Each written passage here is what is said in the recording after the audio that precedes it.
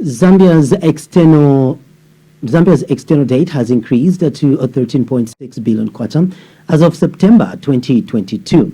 The cost of living for a family of 5 increased by 415 kwacha to 8,982 in December 2022, the JCTR Basic Needs and Nutrition Basket has reviewed. Local Government Minister Gary Nkombo has announced a set of measures aimed at curbing the rising cases of COVID-19 and increasing diarrheal diseases. Zambia's external debt has risen to $13.6 billion as at September 2022 from $13 billion in 2021. Finance and National Planning Minister Stumbeko Msokotwane has attributed the rise to loans which were borrowed for projects currently running. The minister, who was speaking during a town hall forum on the 2022 economic performance and the 2023 budget execution in Lusaka, says the projects are significant to the country and they could not be cancelled because Zambia would have lost since they were at an advanced stage. And Dr. Msokotwane has disclosed that a cabinet has approved a 5-year gradual increase in electricity tariffs. Here is the report. Zambia's economy is said to have grown by 3.1% in 2022. But Finance Minister Stumbeko Msokotwane says this is not satisfactory compared to the rate of the country's population. The minister was speaking at a town hall forum on economic performance and budget execution in Lusaka today. Is to increase. The price of electricity is to increase. If we don't do that, then I'm afraid we are going to have serious shortages of electricity in this country. And the price we are talking about is not a price like from heaven. This is the price that you find in all the neighboring countries, whether it's Botswana, whether it's Namibia, I think South Africa, even South Africa prices are higher than us. That's what we're talking about, not a price out there in heaven. So this is why Cabinet decided that we will allow a gradual increase in the tariff over a 5-year period. Gradual one. Nothing like what most people are fearing that it will be a very big jump. It will be a very gradual increase over 5 years' time. But that gradual increase is important to give a signal to those who are willing or who want to invest into electricity in Zambia so that we avoid serious shortage of electricity by the time the new mines are opening up. And I can tell you that there are so many companies lining up like this who are willing to come and invest in electricity in Zambia, provided the price is that which enables them to make profits. So this is where we are, as government, decided that there is no other option, there is no other choice. There is no other choice. Doing nothing is not an answer because it means in the next 5 years or so, we're very serious shortage of electricity. So we don't want to go through that much. Meanwhile, Dr. Msokotwane says government wants to resolve issues surrounding Konkola copper mines and Mopani copper mines, which are not performing well. To tap into that funding that Dr. Manda spoke about, and certainly the Northwestern Railway will be part of that discussion, but not just that one. The routes that are open to us is through Congo DRC, Zambia, Zimbabwe, South Africa on one hand, Congo DRC again, Zambia again, then Botswana and Namibia to Walvis Bay. So that is the proposal that we are putting for possible funding. Lusaka Ndola roads, yes, there's been delay. The complications of doing these things for the first time, but I can say that we have made a lot of progress, and certainly this time around there will be no another rainy season. Patricia Musongwa, QTV News.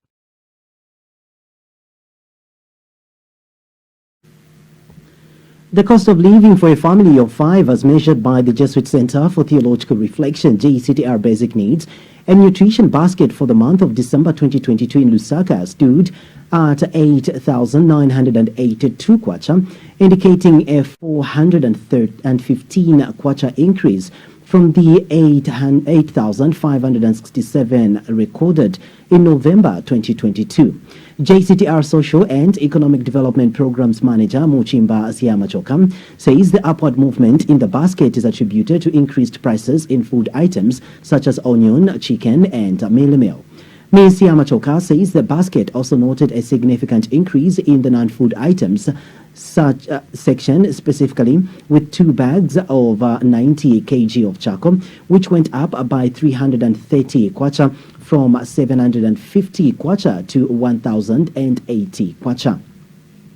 She, however, notes that the basket recorded notable decreases in food items such as beans and tomato, among others. Ms. Yamachoka says that the JCTR is therefore concerned that load shedding will have a negative impact on the most vulnerable people in the country, especially given the high cost of living. Local Government and Rural Development Minister Gary Nkombo has announced a set of measures aimed at addressing the COVID-19 pandemic and increasing diarrheal diseases and mitigate its scourge. Speaking during a media briefing, Mr. Nkombo says the measures include the ministry, through the local authorities, working to enhance the regulation of all restaurants, bars, taverns, casinos, and other such facilities for complete compliance with the public health guidelines and regulations, including those on COVID-19. He says the facilities must maintain high sanitary and hygiene standards while facilitating masking up and social distancing. Mr. Nkombo says it is expected that all these facilities hold relevant and valid licenses for their operations and that they adhere to the provisions of their licenses. He says government will not hesitate to revoke the licenses of any facilities found to be operating outside the provisions of the licenses and the law. Mr. Nkombo warns that all facilities operating without a valid license will face the repercussions as outlined in the law. He adds that the minister has undertaken to enhance the cleaning up and sanitizing of public areas and facilities such as markets and bus stations by ensuring that local authorities facilitate the cleaning and sanitizing of these facilities on a daily basis. Above normal rainfall in most parts of our country, and as you know, if waste not managed correctly, it becomes a conduit for transmitting disease. And therefore, my ministry takes note of the counterpart ministry, the Ministry of Health, on the emphasis that they made yesterday on waste management. In this regard, we have been working with the local authorities to enhance the solid waste management by collecting solid waste in the settlements, including public spaces such as markets, bus stations, and other communities, and all gathering areas. As they say, charity begins at home. So I want to make a clarion call again here that everyone must take responsibility of the waste that they generate. At home level, at trading place level, it must be easy to collect for those that are designated for that responsibility. Ladies and gentlemen, as I said, the onset of the rains comes with challenges, its own challenges such as flooding, especially in the central business district of Lusaka and other big cities. And given this circumstance, we could actually suffer waterborne diseases such as dysentery, cholera, and typhoid. It is for this reason that we should, as much as possible, avoid indiscriminate disposal of waste, which may create blockage in the drainage systems, which becomes a further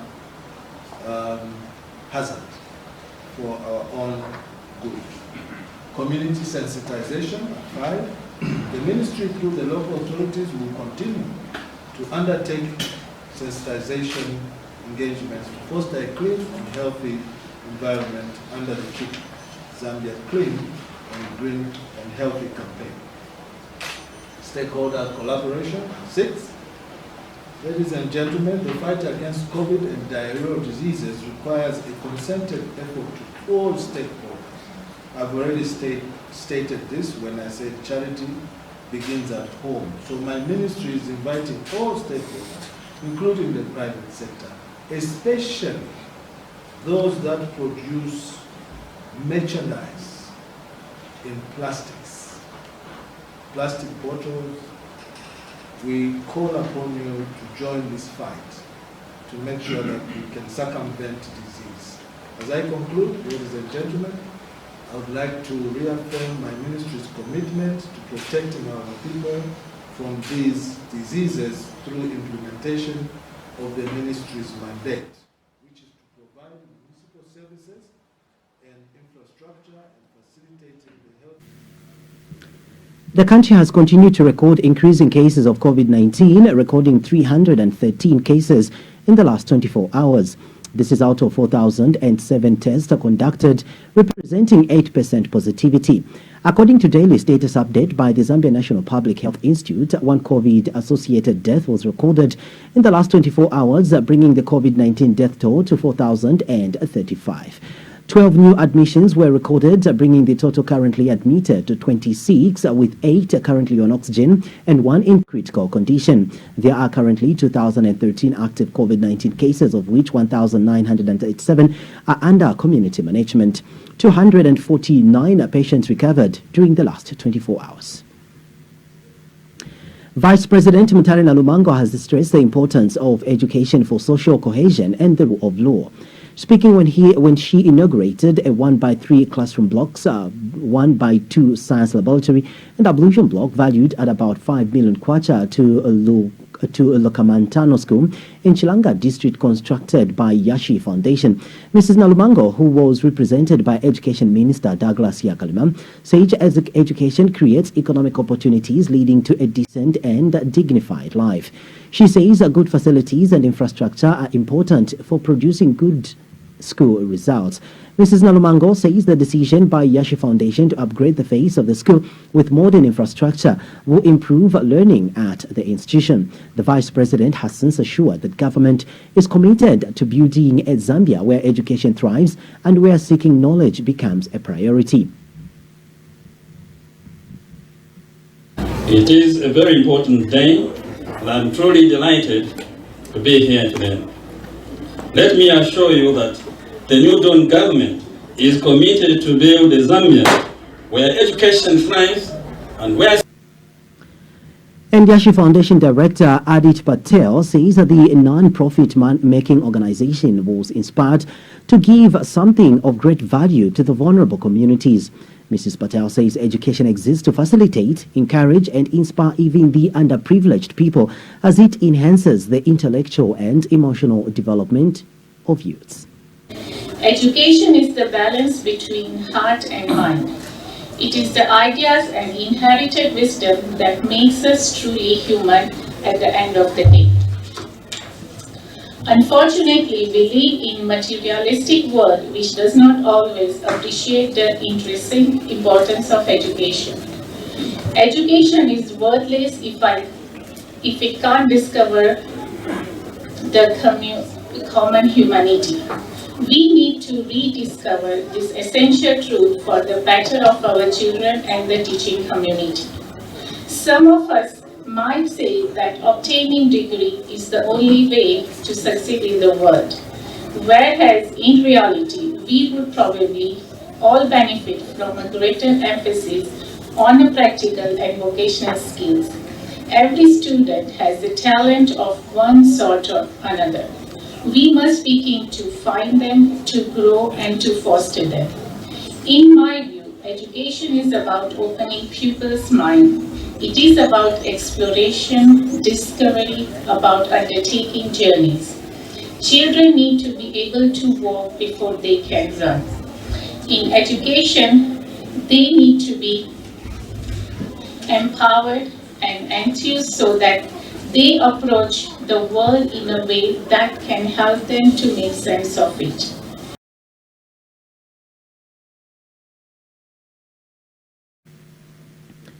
Meanwhile, Sister Gertrude Daka disclosed that the school, which started running in 2002, has 850 pupils but still operates under challenges.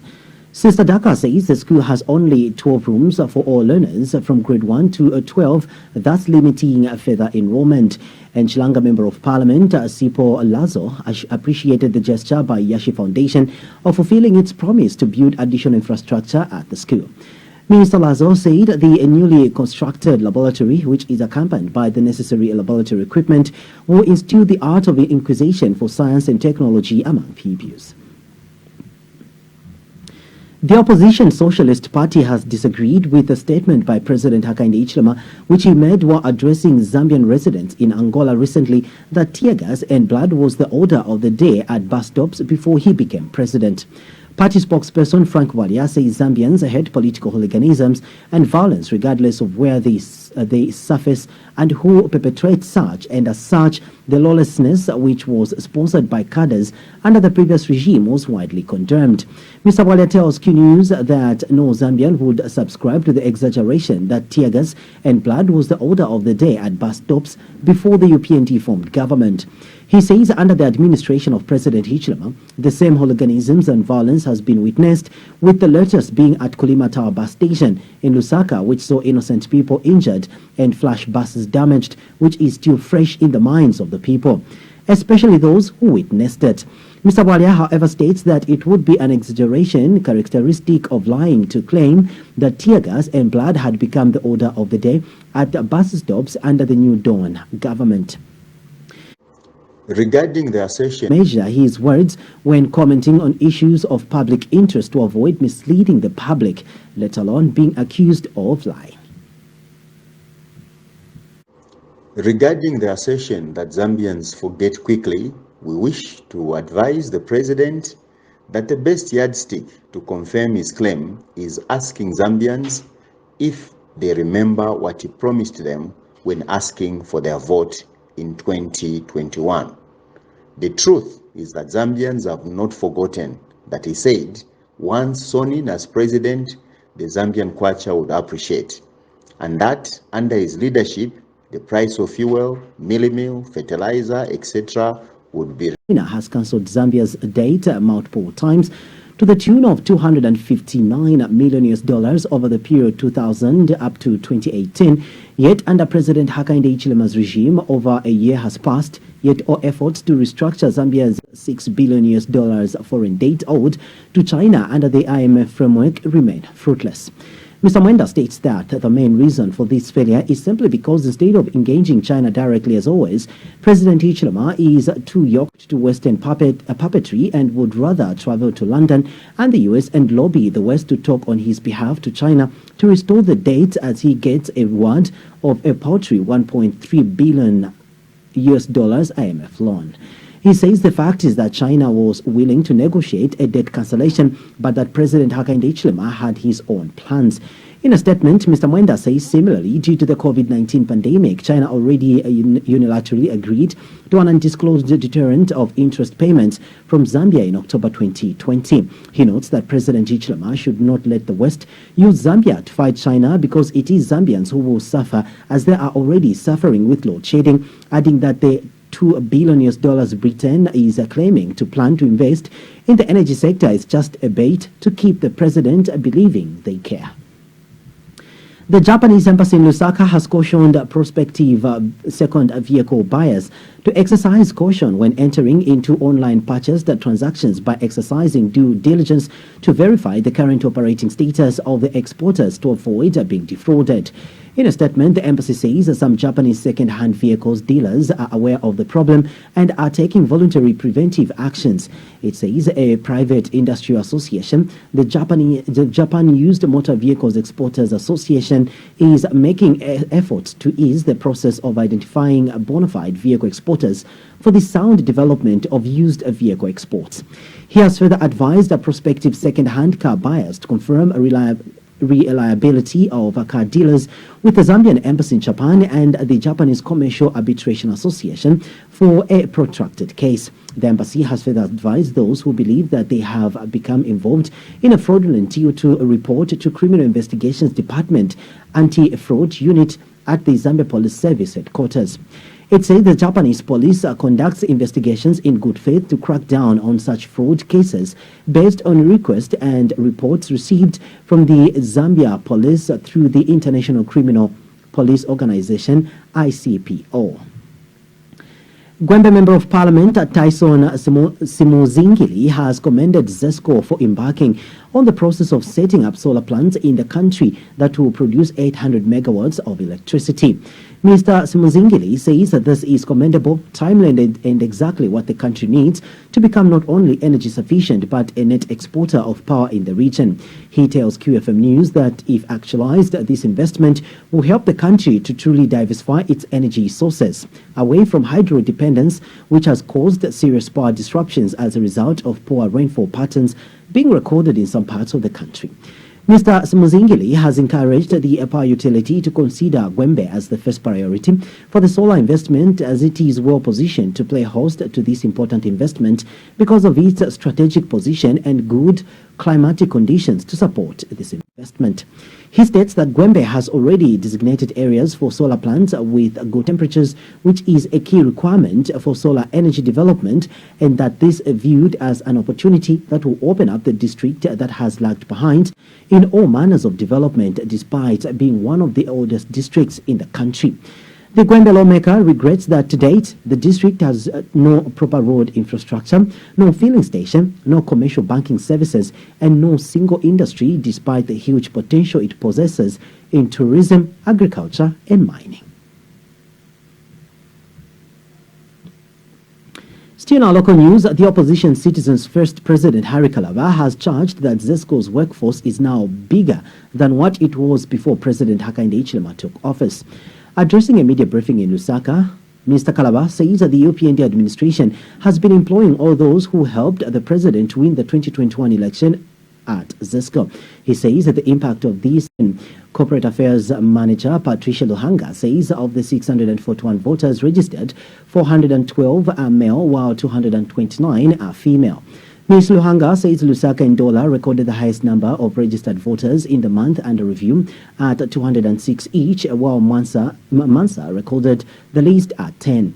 She says that this brings the provisional cumulative total number of registered voters captured since the exercise commenced on 1st of June 2022 to 13,653, of which 7,429 are male, while 6,224 are female. Ms. Luhanga states that cumulatively, Solwezi has recorded the highest total number of registered voters at 3,052, while Mungu has the least at 299. She has advised members of the public that the voter registration exercise, which was suspended on 3rd of January 2023 in order to facilitate for consolidation of the CRV records, will resume on Monday, 16th of January 2023 in all the 9 provincial centers except in Kasama. Ms. Luhanga explains that the registration of voters is suspended in Kasama due to a councillor by-election in Kapanda Ward and will resume on Monday, 23rd of January 2023, after the polls scheduled to be conducted on Friday, 20th of January 2023. The Electoral Commission of Zambia has registered a provisional total of 641 voters in the month of December 2022. Out of which 412 are male, while 229 are female. Lusaka and Ndola recorded the highest number of registered voters in the month under review at 206 each, while Mansa recorded the least at 10. This brings the provisional cumulative total of registered voters since the exercise commenced on 1st June 2022 to 13,653. Out of the total number of registered voters during this period, 7,429 are male, while 6,224 are female. Cumulatively, Solwezi has recorded the highest total number of registered voters at 3,052, while Mongo has the least at 299. Further, the Commission wishes to advise members of the public that the voter registration exercise, which was suspended on 3rd January 2023 in order to facilitate for consolidation of CRV records, will resume on Monday, 16th January 2023 in 9 provincial centers. This is with an exception of Kasama. Registration of voters is suspended in Kasama due to a councillor by-election in Kapanda Ward. Registration in Kasama will resume on Monday, 23rd January 2023, after polls scheduled to be conducted on Friday, 20th January. Advocates for National Democracy and Development, ANDD, says that Zambia's mining sector requires commitment from all stakeholders if the country is to economically benefit from mining dividends. ANDD Executive Director Samuel Banda says Zambia's mining sector has not lived to stakeholders' expectations due to various operational and ownership challenges. Mr. Banda has since called for a complete shift in the way mining business is conducted in order to have a trickle-down effect, starting from miners up to majority Zambians in relation to the country's gross domestic product, GDP. He tells Key News that mining reforms are also required to create a win-win situation on the part of the state and mining investors. Mr. Banda has further called on government to make critical decisions in the mining sector for the interest of the nation. Zambia's mining sector requires commitment from all stakeholders if the country is to economically be viable and benefit from mining dividends. We have observed that the Zambia's mining sector has not lived to stakeholders' expectations due to various operation and ownership challenges. Therefore, it is important that we have a complete shift in the way mining business is conducted in our country in order to have a trickle-down effect, starting from the miners up to majority Zambians in relation to the country's gross domestic product. We therefore call upon government to implement progressive mining reforms in order to create a win-win situation on the part of the state and mining investors. Mining investors need to follow all regulations without compromising the working environment and conditions of Zambians who work extremely hard to create wealth from the extractive industry. We appeal to the government, we call upon government to make critical decisions in the mining sector for the interest of the nation. Government should ensure that all outstanding issues that have been playing a negative role in the mining sector are addressed as soon as possible in the interest of making the mining sector viable, more importantly, create employment and business opportunities. The Patents and Companies Registration Agency PACRA in 2022 exceeded its annual registration target of 28,620 by registering 48,305 businesses. This reflects a 45.7% increase as compared to 33,163 businesses registered in 2021. PACRA Business Development Manager Vida Njovu says that the 48,305 registrations in 2022 include 30,333 business names, 17,972 limited companies, and 80 foreign companies. Ms. Njovu says that during the period under review, the agency recorded an increased number of business registrations in the agricultural, forestry, and fishing sectors. She however states that the wholesale and retail trade as well as the construction sectors continued to top the trends. Ms. Njovu says in relation to compliance, the agency recorded a 32.5% increase in compliance levels for annual return submissions during the year 2022 compared to the recorded to the preceding year. She adds that in the year 2022, 106,193 businesses filed their annual returns, while only 80,168 entities filed annual returns in 2021. She says the agency is also pleased to note that many individuals and local businesses have continued to protect their intellectual property rights through the registration of their trademarks, industry designs, and copyright. Ms. Njovu states that to this end, 1,915 trademarks were registered, while 1,493 existing trademarks were renewed. She further states that 12 patents were granted, while 100 were renewed during the period under review. She says Pakra further registered 21 industrial designs and renewed 7 in the year 2022. Ms. Njovu says the agency, however, only recorded 128 copyright registrations and affixed 1,859 holograms on audiovisual works, attributing the reduction in the sale of holograms to changes in the means of access to audiovisual works from physical to digital formats. In relation to the collateral registry, the agency registered 1,772 financing statements against an annual target of 1,200. Top stories in our news. Zambia's external debt has increased to $13.6 billion as of September 2022. The cost of living for a family of 5 increased by 415 kwacha to 8,982 kwacha in December 2022. The JCTR Basic Needs and Nutrition Basket has reviewed. And local government Minister Gary Nkombo has announced a set of measures aimed at curbing the rising cases of COVID-19 and increasing diarrheal diseases. For international news, we monitored DW News. Russia's defense ministry says its forces have captured the town of Soledar in eastern Ukraine. Ukraine has denied the claims. The battle for the small mining town has intensified in recent days. It's seen as a stepping stone in Moscow's push to capture the entire Donbas region.